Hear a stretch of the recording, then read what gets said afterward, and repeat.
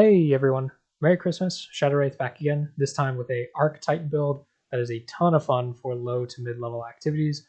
I really enjoy this one for things like playlists, strikes, when it's Arc Singe, Empire Hunts, it works really well, or any of the story missions, this will cruise through it.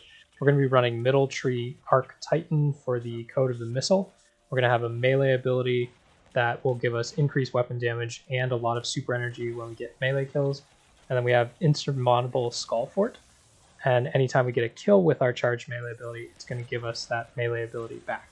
We're also going to be running Riskrunner for the Arc Shield survivability and the chaining arc damage when we get hit by any kind of arc damage.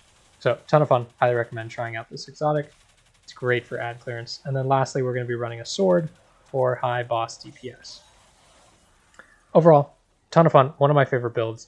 And if that looks interesting, we'll get started and jump right into subclass. As I mentioned, we're running Striker Titan, Middle Tree, Code of the Missile.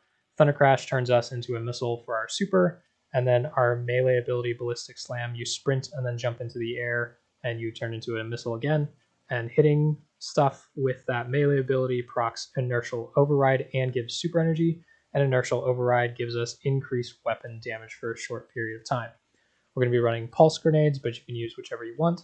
Towering Barricade, again, use whichever, and then I like Strafe Lift for the speed, but you can use Catapult or High Lift if you prefer. Real quick, let's talk about the exotic. We're running an Insurmountable Skullfort.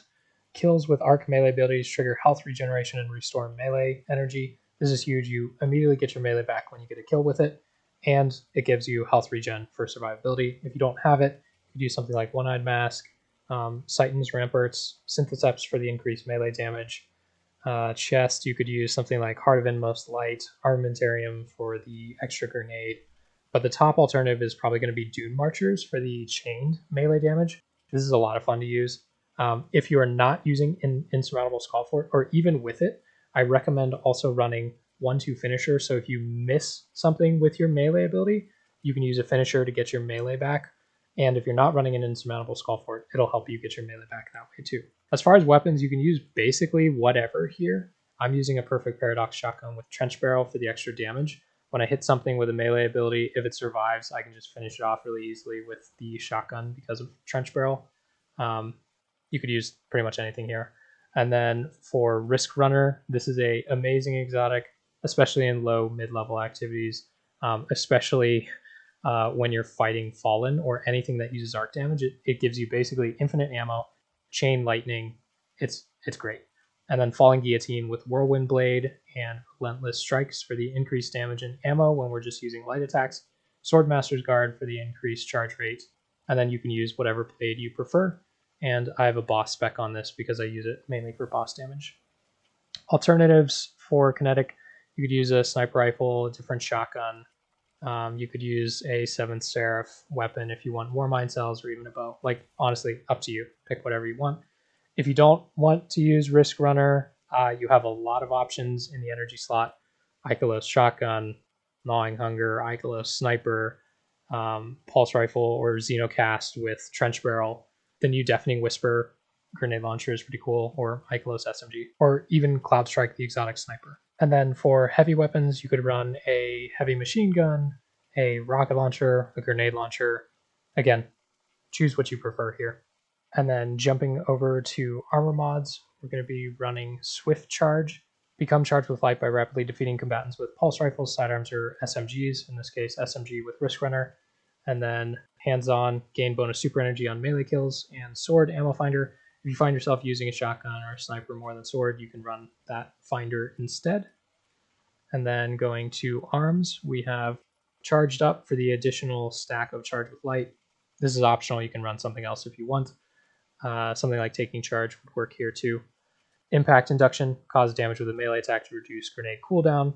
Submachine gun loader and minor discipline mod. Again, switch these out if you prefer something else. On chest piece, I highly recommend running Charge Harvester so that you will get charged with light from melee kills. If you kill a bunch of things with melee, boom, there you go, charged with light.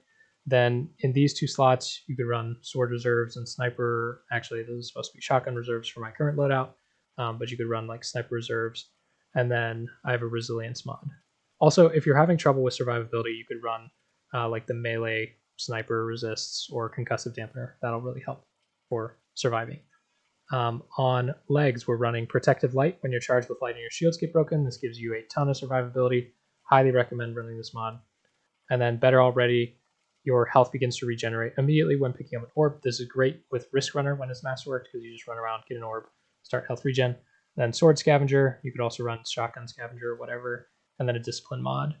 And lastly, we have Lucent Blade for the increased sword damage and charge rate. Then 1-2 finisher again. If we miss something with our melee, we can just finish to get our melee back. That's a huge thing to have. And then Outreach and Minor Recovery mod.